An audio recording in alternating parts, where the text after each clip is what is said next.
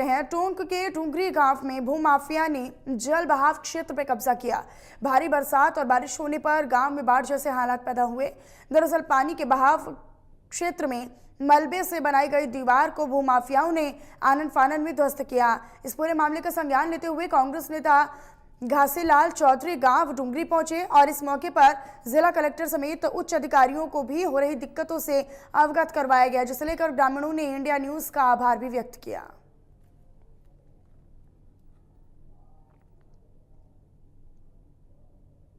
आप देख रहे हैं इंडिया न्यूज़। 2 दिन पूर्व हमने खबर लगाई थी उपखंड के डोंगरी कला गांव की, जहां भू माफियाओं ने, खनन माफियाओं ने पंचायत, ग्राम पंचायत और भू राजस्व विभाग के अधिकारियों की अच्छी मिलीभगत से कब्जा कर लिया था और कब्जा करने की वजह से गांव में बाढ़ जैसे हालात पैदा हो गए थे। आज इस गांव में हम दोबारा से आए हैं। इंडिया न्यूज़ ने बड़े लेवल पर इस खबर को दिखाया था कि किस तरह से भू माफिया ने यहाँ के जल बहाव क्षेत्र में कब्जा किया हुआ है। मैं आपको अब कैमरामैन से दिखाता हूँ। हमारी खबर का असर हुआ। खबर फैलते ही जो ही अधिकारियों के कानों में ये बात पहुंची, आप देख सकते हैं। यहाँ ये बहाव क्षेत्र है। इस बहाव क्षेत्र में, पूरे बहाव क्षेत्र में ये जितना मलबा आप देख रहे हैं, ये मलबा डाल के दीवार बना दी गई थी 3 से 4 फीट की। लेकिन जो ही इंडिया न्यूज़ ने खबर लगाई, खबर का असर हुआ और भू माफिया ने आनन फानन में आके रात को जेसीबी से आई और जितना मलबा था उस मलबे को इस रपटे में डाल दिया। हालांकि वो जो कब्जा किया हुआ है इस रपटे के, ये जो पानी का रपटा बना हुआ है, इसके आगे जो कब्जा किया हुआ है, कब्जा भले ही नहीं हटा हो, लेकिन जितनी दीवार बहाव क्षेत्र में बनाई हुई थी वो सारी की सारी दीवार ढहा दी गई है और जितना मलबा था वो सारा का सारा इस बहाव क्षेत्र में बहा दिया गया है। अब मैं आपको एक चीज़ और विशेष दिखाता हूँ। आदमी के, ग्रामीणों के, आमजन से किस तरह से खिलवाड़ किया जाता है, उनके जीवन को किस तरह संकट में जाता है, उसका मैं आपको एक प्रत्यक्ष उदाहरण दिखाता हूँ। इस गांव में एक सार्वजनिक शमशान हुआ करता था।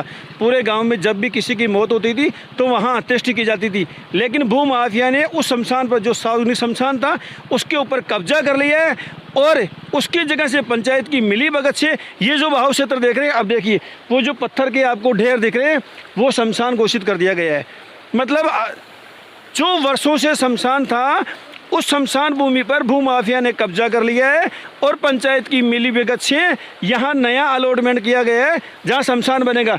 जहाँ पत्थर के ढेर लगे वहाँ से लेकर जहाँ तक मैं खड़ा हूँ, आपको दिख रहा है, यहाँ तक नींव खोदी जाएगी और यहाँ शमशान बनाया जाएगा।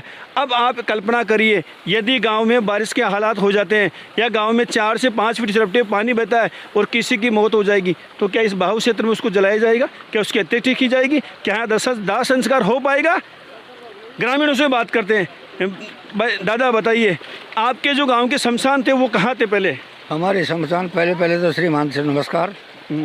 हमारे पूर्वजों से ही शमशान घाट इस डूंगर के पल्ली साइड में, जहाँ गुजरों का खेत है, उनके पास थे और वो बरसों से चले आ रहे हैं। अब कुछ टाइम में जैसे जो ये खनन विभाग का कार्य चला, अब इसमें भूमाफियों की मतलब मिलीभगत है या पंचायत की मिलीभगत है कि पूरी पंचायत में जो भी जितना भी कचरा उनके खनन में निकलता है वो पूरी जगह, तो हमारी दीदी की नाली को भर दिए, जो उसने खुद ने पर्सनल नाली बनाई थी, और जगह जगह जगह जगह मिट्टी के ढेर लग रहे हैं। हमारे गांव में पानी का निकास बिल्कुल नहीं रहा है।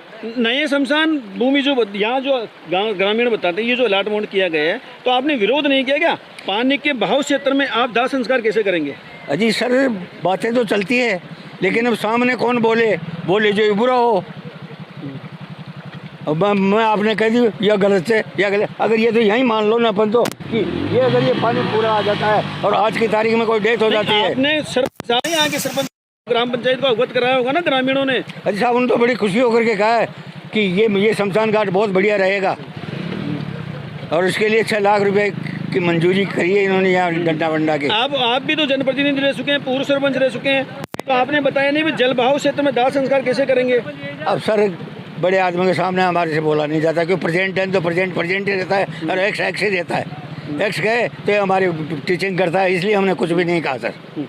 बड़ी विडंबना की बात है कि ग्रामीणों को विरोध करने के बाद भी इस जल बहाव क्षेत्र में शमशान की भूमि में लोड कर दी गई है।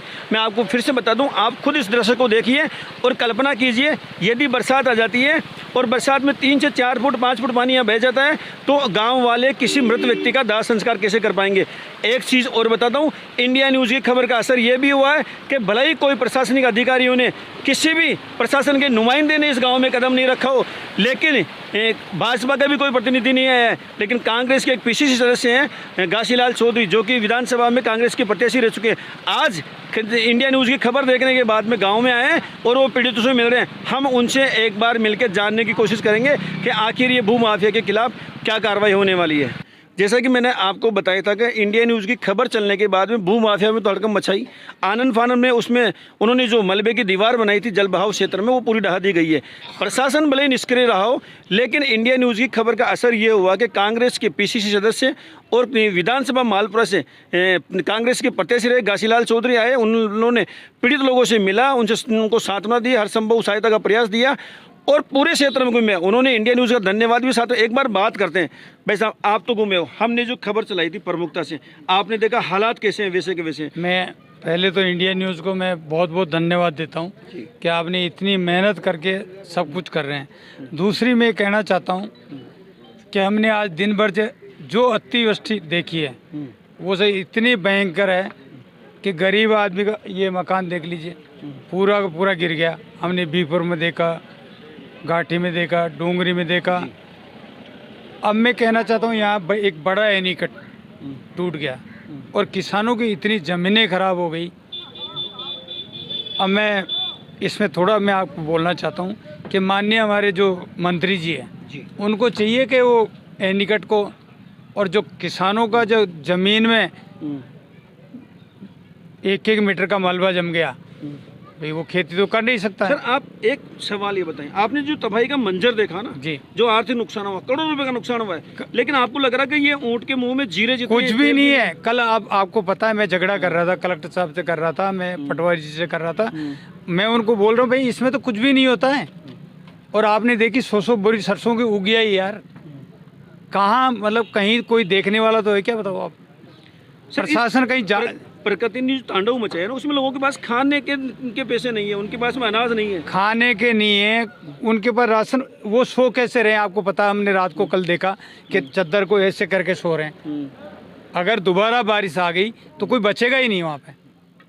तो मैं तो ये कहना चाहता हूँ प्रशासन को जागना चाहिए, और नहीं जागे तो मैं आपको बोल रहा हूँ कि 30 तारीख तक अगर इनका सबका मुआवजा नहीं मिला तो मैंने पहले भी कहा था एमपी साहब और मैं दोनों धरना लगाएंगे कलेक्ट्रेट के बाहर और इनको न्याय दिलाएंगे। सर एक आशंका और है जी, आपने जो हालत देखी, जो तांडव मचा, जो मंजर है तबाही का, जो ध्वस्त हुए हैं, अगर दोबारा इस तरह की बारिश आई, क्योंकि देखिए अभी बारिश की शुरुआत है, मानसून की शुरुआत, अगर दोबारा इस तरह की बारिश आई तो हालात कैसे होंगे? कुछ बचेगा ही नहीं, कुछ बचेगा ही नहीं।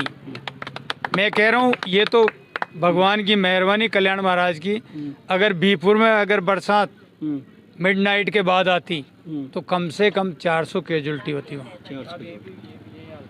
घासीलाल चौधरी ने हालात देखे, पीड़ितों से मिले हैं, जो ध्वंस क्षेत्र है वहाँ गए, तबाही का पूरा मंजर देखा है, एक एक लोगों से मिले हैं। इंडिया न्यूज़ ने खबर ऐसे नहीं लगाई है, इंडिया न्यूज़ लोगों की आवाज़ बन के उभरा है। एक बार फिर से बता दूं मैं, मानसून की शुरुआत है, यदि किसी को शक हो, किसी को आशंका हो तो इस क्षेत्रों में आए और एक बार अपनी आंखों से देखें। अगर प्रशासन नहीं चेता, यदि प्रशासन नहीं जागा, अपनी कुंभकर्ण नींद से नहीं उठा, तो जैसा भाई साहब ने बताया हजारों की लाशें बिछ जाएगी, क्योंकि मानसून पूरा का पूरा बाकी है और जहाँ जहाँ जलवायु क्षेत्र है उसमें अतिक्रमण है। अतिक्रमण के चलते ये जो स्थिति पैदा हुई है, उसके बावजूद भी कोई जनप्रतिनिधि ये मानने को तैयार नहीं है कि इतनी हालात खराब हुई है। मैं देवी शंकर सोनी, इंडिया न्यूज़ के लिए कैमरा पर्सन गोपाल नाइक के साथ। चलिए आगे बढ़ लेते हैं। अब आपको बताएं, जहां गुरुवार को सीए फाइनल के आए रिजल्ट में सुजानगढ़ क्षेत्र में 2 युवाओं को सफलता मिली है। शहर के वार्ड